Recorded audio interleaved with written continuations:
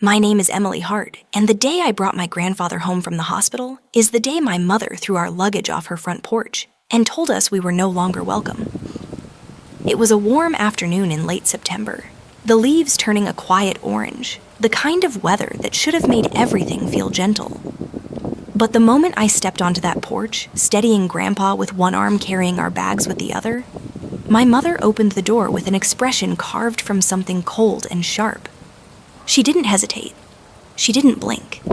She just hurled both suitcases off the porch, let them tumble into the yard, and said flat like she'd rehearsed it, "Take that old man and leave. I'm done." I didn't cry. I didn't flinch. I simply looked at her and I laughed.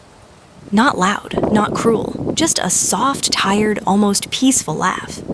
She recoiled, confused, angry at the sound of it. "Why are you laughing?" she snapped. But I didn't answer. Not then. She would learn soon enough. And that is where my story begins, not with the cruelty, but with the quiet understanding that finally settled into my chest that day. The understanding of who my mother had become and who my grandfather had always been. Let me take you back a bit because this moment didn't happen out of nowhere. It came from a lifetime of choices, small ones, quiet ones, the kind you don't even realize are shaping your future until you're standing on a porch with your whole world in 2 suitcases. I grew up in a little town on the edge of Bloomington, Indiana. Nothing fancy. 2 stoplights.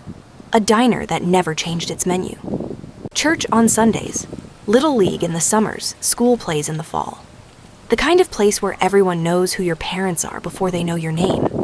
My mother, Carol, was the kind of woman who always seemed to be searching for something better than what she had. A better job, a better romance, a better version of herself. She chased excitement the way a child chases fireflies, hands open, eyes bright, leaving everything else behind. She wasn't cruel then, just restless, always moving, always wanting. My father had left when I was young, too young to remember the sound of his laugh, so most of what I learned about the world came from my grandfather Harold. To me, he was never old. He was sturdy. He was steady. He was the ground beneath everything soft and uncertain. He was the one who made my school lunches when my mother forgot. The one who taught me how to ride my bike, his hand firm on my shoulder blade, the way you steady a bird before letting it fly. The one who whispered prayers beside my bed when thunderstorms rattled the windows. He didn't say much, but he didn't have to. The way he lived was enough. He worked at the GM plant for most of his life, 35 years on the assembly line, and then a few more as a shift supervisor. Everyone in town respected him. He taught new hires how to keep their hands safe near the presses, how to stand with your feet steady so your back wouldn't give out by 50. He brought out the best in people simply by expecting it. My mother had once adored him, I think, as a child, before she grew into a woman who believed the world owed her something warmer and brighter and easier than what she had. People change, sometimes slowly, sometimes all at once. For us, it was slow. After Grandpa retired, he stayed active gardening, walking, helping neighbors repair sagging fences or flickering porch lights. He was the kind of man who'd fix things before anyone noticed they were broken. But age catches up to even the strongest among us. His first stroke wasn't catastrophic, just enough to make speech slower steps, unsteady hands a little shaky. Enough that he needed help with daily things. Enough that living alone wasn't safe. Enough that decisions had to be made. I was working at the local library then, not making much, but making enough. I wanted Grandpa to live with me. I would have done it gladly. But my apartment wasn't wheelchair accessible, and my landlord refused modifications. My mother offered her house. She said it with flair, like it was an act of grace. "He'll stay with me. It's the right thing to do." People praised her, called her devoted, called her compassionate, called her a good daughter. But what people say and what happens behind closed doors are rarely the same story. She didn't make room for him, not emotionally, not even physically. His bed was shoved into the laundry room between the dryer and the utility sink. He ate meals alone. She spoke to him like he was a problem to manage instead of a person she once called Daddy. When I visited, I saw the toll, the quiet apologies in his eyes, the effort he made to not take up space. And my mother, she complained constantly. He's slowing me down. I didn't sign up to be a nurse. Old people just drain the life out of you. She didn't say these things out of stress. She said them with bitterness. Still, I stayed. I helped. I showed up. Because love is not something you speak about loudly. Love is what you do when no one is watching. Then came the second stroke. Worse. He spent 2 weeks in the hospital recovering slowly. When the day came to bring him home, I called ahead. I told my mother what time we'd arrive. I shouldn't have needed to say more. She knew his condition. She knew he needed care. She knew we needed welcome. But instead, she opened the door with 2 suitcases in her hands and resentment in her smile. They hit the porch, thudded, rolled into the yard. And she said the words that split something open inside me. Take that old man and leave. I looked at her, at the house where I grew up, at the woman who once kissed me goodnight, at the person who had forgotten who raised her. And I laughed, because the truth was already in motion. She just didn't know it yet. Before that day on the porch, before the hospital rooms, and the quiet shattering of old expectations, there were years where life felt almost gentle, or at least stable in the way small towns tend to be. If you asked anyone who lived on Maple Ridge Lane about my grandfather, they'd say the exact same thing, almost word for word. Harold Hart solid man. No nonsense, kind but didn't waste words. It wasn't that he was stern. He simply believed people didn't need to be pushed or corrected as much as they needed to be shown. There was someone steady nearby, someone they could trust to be the same person tomorrow as they were today. He was consistency in a world that changed too fast for most of us. I spent most of my childhood in his company. My mother, Carol, was always moving, always planning her next job or boyfriend or weekend getaway or dream she was sure was just around the corner. She wasn't a bad person, not exactly, just hollow in places love was supposed to fill. Some people are built that way. Thin glass. Beautiful when the light hits right, but fragile the moment life taps too hard. Grandpa raised me in all the ways that mattered. Morning toast browned just a little too much. Black coffee in a chipped mug. The newspaper folded square at the breakfast table. He'd hum sometimes low and quiet songs from when he was young. Songs from old radios and road trips with my grandmother who passed before I was born. He didn't talk much about her, but there were moments when he'd pause mid-motion spoon, in hand coat half-buttoned, and I'd see something move behind his eyes.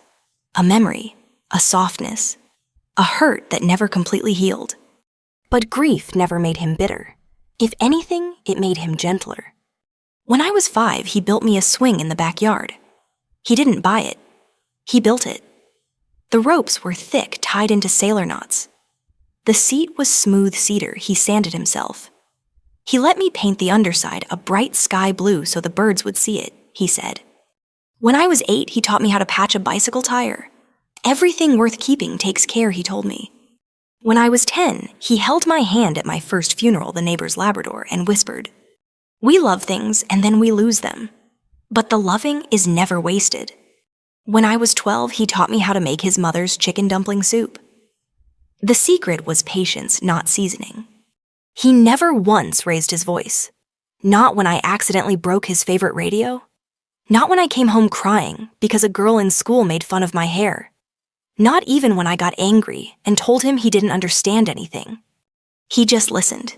He understood more than I ever gave him credit for. My mother, on the other hand, carried her feelings like wildfire. Bright, hot, fleeting, and often destructive.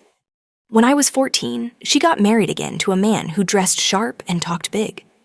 He had a laugh that filled rooms, but never his eyes.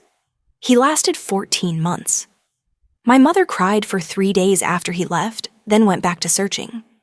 When I was 16, she told me I needed to be realistic. By that, she meant don't expect the world to be kind. Don't hold on too tight to anything. People leave. Life disappoints.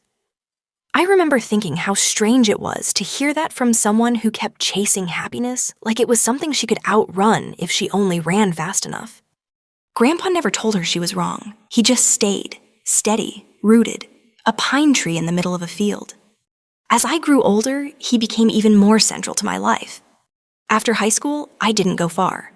I took classes at Ivy Tech, worked at the town's library, came home for dinner at least twice a week. I didn't need much. I didn't want much. Just quiet. Purpose. Familiar air. Sometimes I'd come over and Grandpa would be out in the yard trimming hedges or repainting the old shutters. He'd wave me over without saying a word, hand me a second brush or rake, and we'd work side by side. No talking required. Just presence. Those were the happiest years of my life. Not because anything grand happened, but because nothing terrible did. The trouble didn't start when Grandpa got older. It started when my mother began to notice she was getting older too. Aging frightened her. The lines near her eyes, the ache in her hip in the mornings.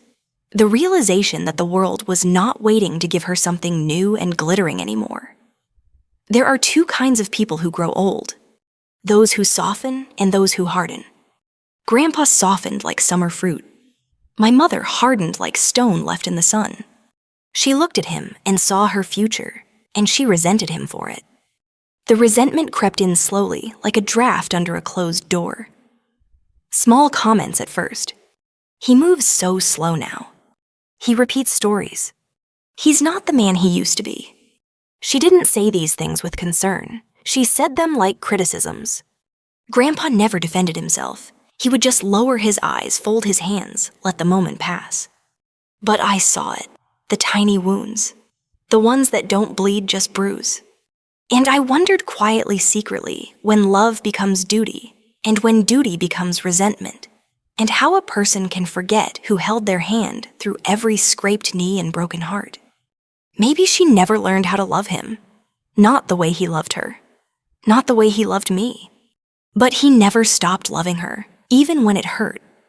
Especially when it hurt. Those years before the illness were everything. Warmth, routine, stability. But looking back, I can see the cracks forming. Cracks that would widen, splinter, break open the day we stepped back onto that porch. The day my mother chose anger over memory, and I chose laughter over tears. The first stroke came on a quiet Tuesday morning in early spring. I remember because the lilacs had just started to bloom, and Grandpa had been talking about trimming the branches by the fence. I got the call while I was shelving books at the library. The kind of call that stills the air around you. The kind where your body moves before your mind catches up. He didn't lose his speech entirely, but the words came slower, like his mouth was trying to remember old patterns. His right hand trembled when he tried to hold a fork. His balance became unsteady knees, weakening without warning. The doctor said he'd need help with daily tasks. They said he could still live a meaningful life, but it would require patience, gentle hands, steady presence. I thought I can do that. I always had. But life rarely asks us what we're ready for. It simply arrives often in ways that force us into the truth we've been avoiding. My apartment was small, second-floor, narrow steps, no elevator. The landlord wouldn't allow structural changes. I asked anyway. I begged. I tried to explain. His answer never changed. I can't take on liability, Emily. I'm sorry. I just can't. Grandpa didn't want to be a burden.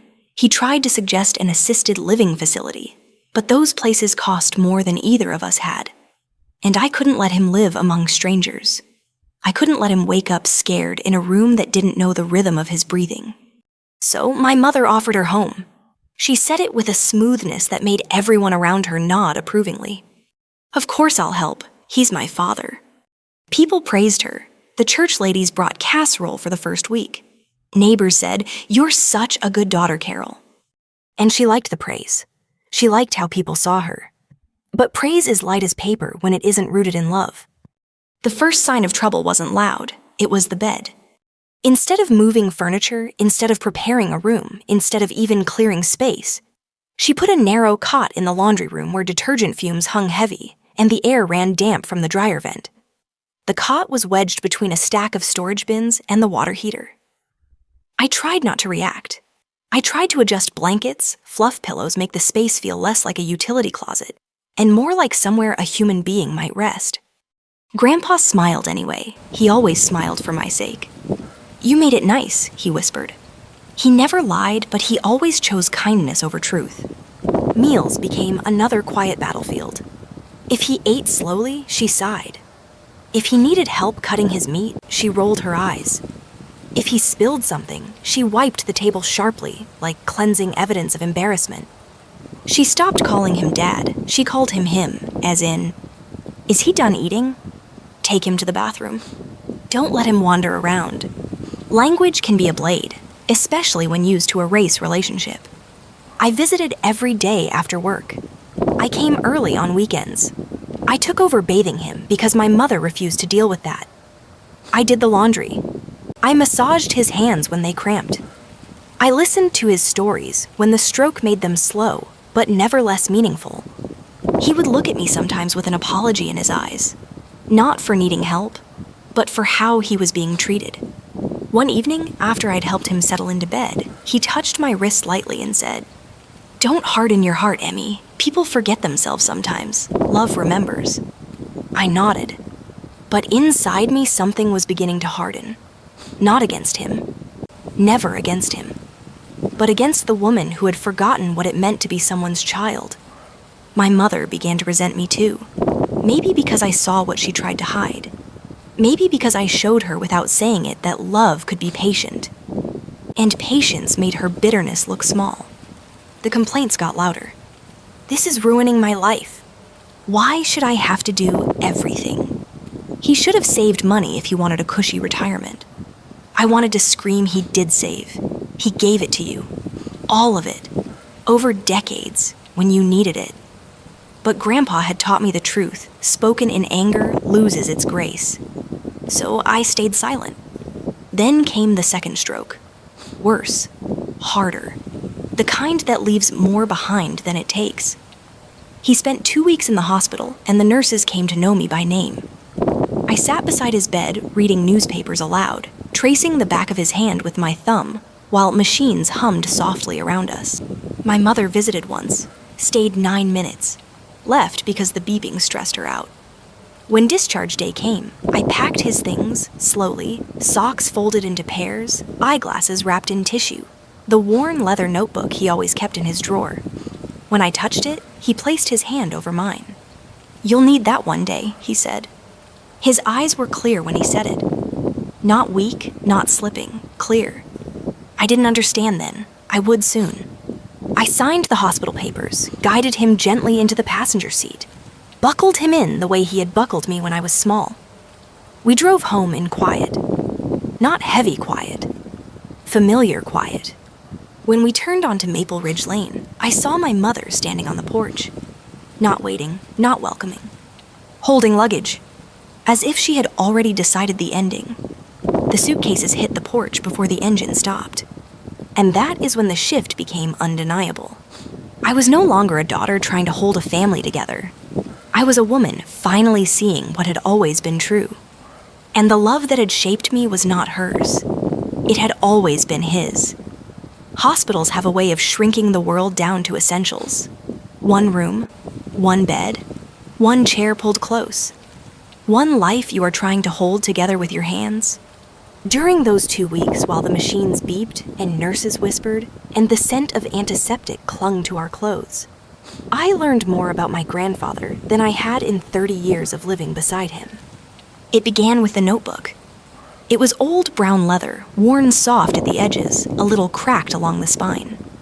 The cover had no title, just years of use speaking through the darkened places where fingertips had rested. I had seen it before, in passing, stacked neatly in his dresser, but I'd never asked what it held. It seemed personal, sacred even. That day, I found it in his hospital drawer tucked beside his glasses and a folded handkerchief. When I picked it up, something in his expression changed. Not fear, not alarm, just gravity. Like the moment had been waiting patient as the man himself. He rested his weak hand over mine. "You'll need to understand," he said softly. I didn't know what that meant, not yet. I opened the notebook on the small tray table, the metal cold under my forearms. The first page was dated 1979, written in handwriting. I recognized not from my childhood, but from the way he labeled jars in the pantry. Neat. Exact. steady. The first entry was a list. Car payment for Carol. College course deposit. Rent for first apartment.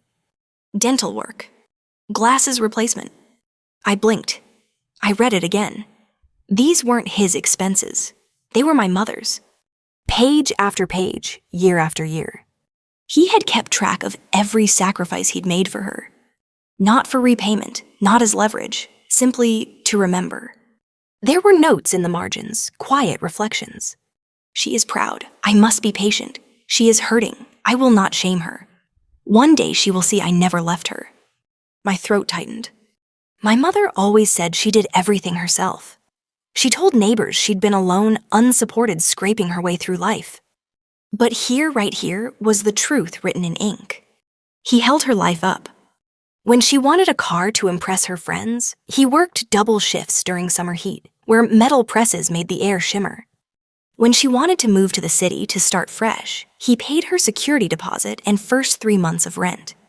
When she dropped out of community college because the professor didn't like her tone, he didn't scold her, he encouraged her. He said, "Not every ending has to be final. You can start again tomorrow." When she married a man who charmed her and drained her finances, Grandpa covered the overdraft fees quietly. When she divorced and moved home, he didn't ask why. He simply opened the door. There were receipts tucked into the notebook, fragile from age, hospital bills, credit card statements, car repair invoices, each one folded with care. I felt my chest ache, not from anger, but from recognition. My mother had not forgotten what he did. She had refused to remember. There is a difference. Humility is a choice. Gratitude is a practice. Memory is an act of love. She had abandoned all three. I kept reading. There were letters, too. Some he wrote but never sent. "Carol, I wish you could see how much I love you. I don't know how to reach you anymore. You don't have to run. I am not your enemy. One day you will understand what parenthood is, and maybe then you'll see me." These words were not bitter. They were hopeful in the way only heartbreak can be hopeful. His life was made of quiet endurance. Not because he lacked pride, but because love does not keep score. It simply keeps going. I looked over at him lying in that hospital bed, thinning hair soft against the pillow breath, lifting in shallow, steady waves. He watched me read silently. When I closed the notebook, he spoke again, slow, careful, like each word was being chosen from a place deep inside him. She wasn't always this way. Fear makes people forget who they are. She believed she had to prove she didn't need anyone. Even me. I swallowed hard, because I understood that too well. Independence is a beautiful thing until it becomes armor, then it becomes a prison. I asked him quietly, almost afraid of the answer. "Why did you never tell her how much you did?" He smiled, not sad, not regretful, just true. Because love is something you show, not something you demand to be thanked for. I covered my mouth because something inside me broke open. The world always praises big, bold love, the kind in movies, the kind in dramatic declarations. But this was love in minutes, love in hours on a clock, love in lunches packed, love in overtime shifts, love in silence, love that doesn't look like much until someone takes it away.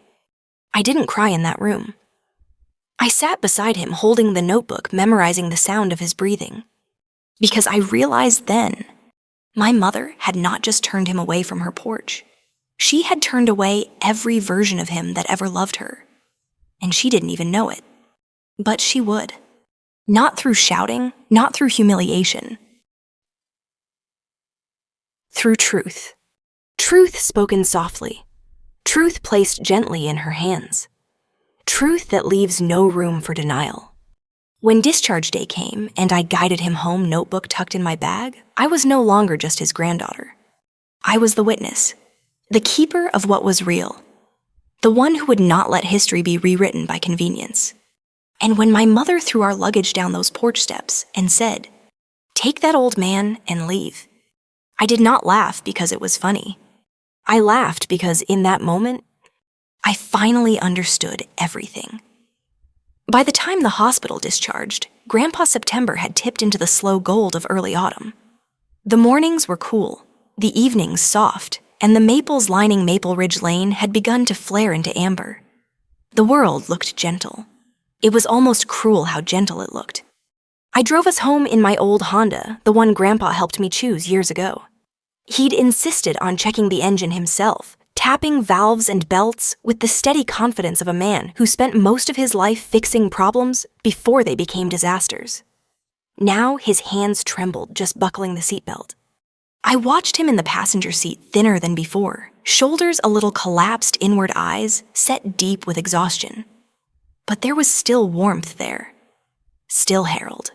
Still the man who taught me how to steady a bicycle and my own voice. He didn't ask where we were going. He trusted I would take him somewhere safe. I wish I could tell you I knew it would go badly, that I had prepared myself, braced myself. But a part of me still held hope. Fragile hope. Child hope. The kind that remembers birthday candles and warm kitchen light and believes love can still come through when it really matters. We turned onto Maple Ridge Lane. My mother was already waiting in the doorway. Not watching for us, just waiting. The suitcases were in her hands. His suitcase. Mine. The porch light was on, even though the sun was still up, like the house wanted to spotlight the moment. A stage for rejection. I parked slow, cut the engine. The air was too quiet. I got out, walked around the car, helped Grandpa to his feet. His weight leaned into me like memory. And before we could even take 2 steps onto that porch, my mother stepped forward, jaw tight, and threw the luggage, first his, then mine, down the wooden steps. They bounced, rolled, clothes loosened and spilled like organs from a wound.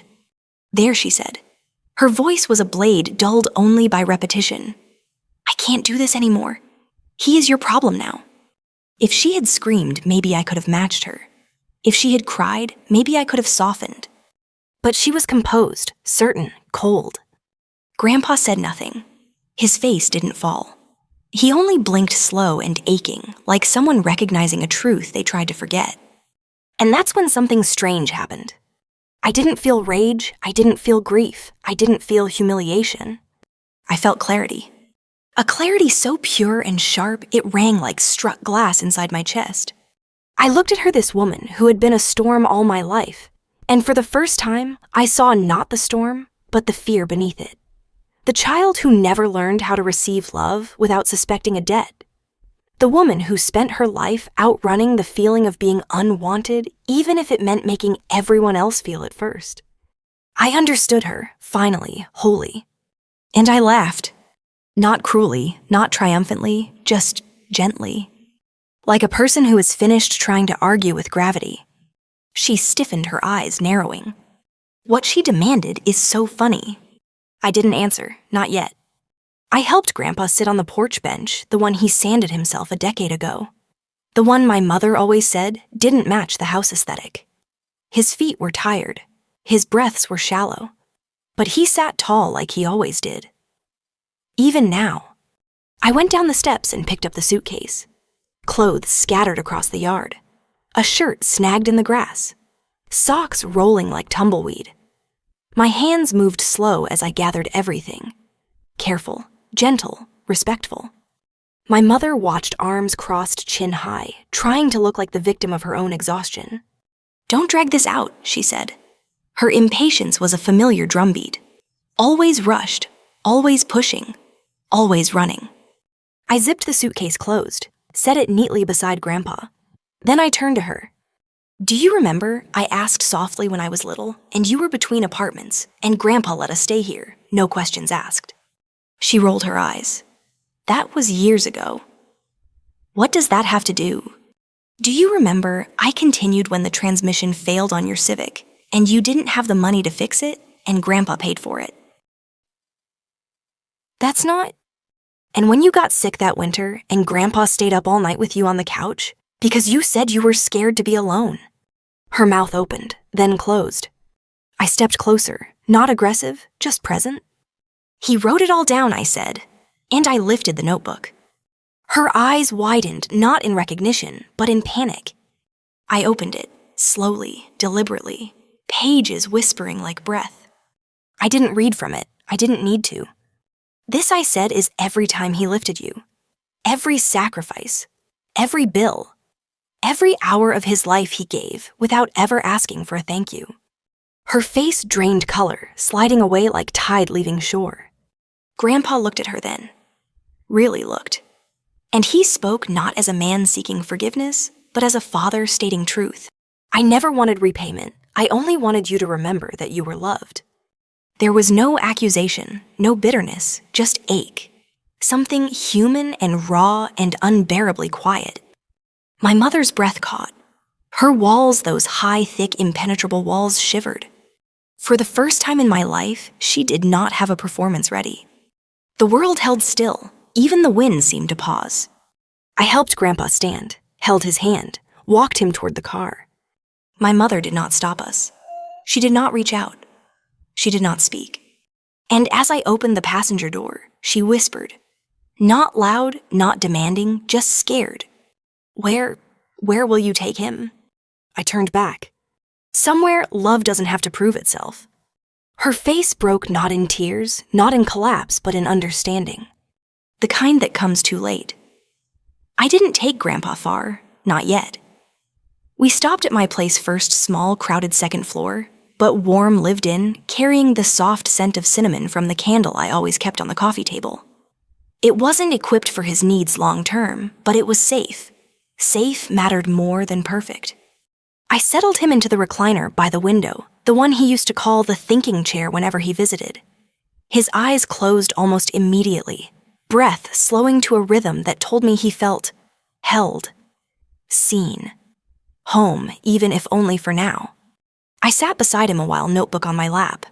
Turning its pages again felt different this time, not discovery, but confirmation. I wasn't looking for proof anymore. I had all the proof I needed. But I wasn't done. This wasn't about revenge, not the kind that scratches back or shouts or demands apologies that never come. This was about truth spoken plainly. For him, for me, and maybe if she was willing for her. Grandpa slept easily, the way only someone who has carried too much for too long can sleep when the weight is finally shared. I kissed the top of his head, locked the door behind me, and drove back to my mother's house. Maple Ridge Lane was never loud, but it was alive, sprinklers taking porch swings, creaking neighbors, talking in calm, familiar tones. Everyone noticed everything, but no one said anything unless they were asked. My mother was still on the porch. The suitcases were gone. Her arms were folded, but she didn't look furious anymore. She just looked small. A child in a grown woman's bones. She didn't speak first. I didn't hurry. There are conversations that must be walked toward slowly. I sat on the porch bench, his porch bench, the one her friends mocked for being rustic. The wood was cool under my palms. My mother stood at the railing, looking anywhere but at me. I meant what I said, she muttered finally. I can't do this anymore. I can't be the only one taking care of him. It's too much. There it was. The story she told herself. The one where she was the martyr. The one where she gave and gave and gave. The one where no one appreciated her sacrifice. The lie she lived inside? I didn't argue. Arguing would have protected her. I opened the notebook to a random page, 1988. Dentist bill, $312, paid in full. Her first apartment's rent 3 months in a row. Her car insurance the year she lost her job. Groceries when she was too proud to ask for help. Phone bills when she was still finding herself. How long, I asked quietly, did you believe you were the only one who ever carried him? She blinked. Confusion, irritation, denial, each flickered across her face like changing channels. But denial is weaker when evidence is gentle. I flipped more pages, slowly, letting the weight of it breathe. Entry after entry, sacrifice after sacrifice, silent love stacked like bricks. Her breath grew shallow, her hands trembled at her sides. I didn't ask him to do that, she whispered. No, I said, you didn't. He did it because he loved you. And love offered quietly can be the hardest kind to recognize. She sank onto the porch step, not dramatic, not collapsed, just lowered like something inside her had given way. I was young, she murmured. I don't know, I just needed to feel like my life could be bigger than this place. I know, I said, because I did. And every time he helped me, she continued voice breaking. Now I felt smaller. Like I couldn't stand on my own. Like he didn't believe in me. Ah, there it was, the part she had never said aloud. It wasn't that he didn't believe in you, I said. It's that he couldn't bear to watch you fall alone. She covered her mouth with her hand, not to hold back tears, but to hold something inside that she didn't know how to release. I didn't know she whispered, and she meant it, not as an excuse, but as confession. Behind us, the screen door creaked. Old Mrs. Lang from next door had stepped onto her porch. Then Mr. Adams. Then the young couple across the street. Small towns don't gather for spectacle. They gather when something true is happening. My mother looked up and realized she had an audience not of judgment, but of witnesses. She didn't run, she didn't hide. She simply inhaled deep and shaking. I should have loved him better, she said. The words fell like stones, heavy honest. And I, who had waited my whole life to hear her say something real, didn't feel triumph. Just relief. Not all truths are loud. Some are soft and still change everything. I closed the notebook and held it between us. What happens now, I said, depends on whether we learn from this or pretend it never happened. She nodded, a small nod, but real. Let me see him, she whispered. Not today, I said gently. He needs peace right now. And so do you. Her tears didn't fall, but they sat heavy in her eyes, waiting. I stood. She didn't follow, didn't call out, didn't demand. She simply said, "Tell him, I remember." That was the first honest sentence she had spoken in years. I walked back to my car, the notebook warm in my hands, and the porch, once a battleground, felt quieter. Not healed, not fixed, but opened. And sometimes that is the beginning of everything. I didn't tell Grandpa what happened on the porch that day. Not right away. Some truths need time to settle like dust in a room after a window has finally been opened.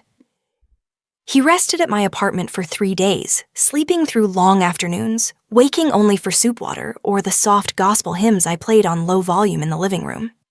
He didn't ask where my mother was. He didn't ask what she said. He simply held my hand when I sat beside him. There are conversations that can be spoken without words. But I knew this couldn't last. He needed more help than I could give alone. More space, more access, more safety. So I reached out to the community, the same quiet network of people who had known him since before I was born. Men who once worked the line with him at the GM plant. Women who remembered him as the man who fixed their porch light without asking for payment. Neighbors who remembered the sound of his laughter at the summer block parties. When the truth is spoken gently, people respond gently. They came. A pair of cousins brought a ramp for the front steps. The churchmen hauled it into place and anchored it securely. Mrs. Lang arrived with baked chicken and mashed potatoes. The young couple across the street dropped off a walker they no longer needed. Someone contributed a shower chair. Someone else offered rides to physical therapy. They didn't offer these things with pity, they offered them with honor. Not charity, community. When I moved Grandpa into my apartment fully, it wasn't just my home anymore. It was ours. Small, yes, but warm. Quiet, but alive. Simple, but full. He improved for a while. Not in the sense of recovery time does not flow backward, but in comfort, in peace, in presence. Some mornings we sat by the window and watched the neighborhood wake. He'd point out passing birds. Cardinals were his favorite.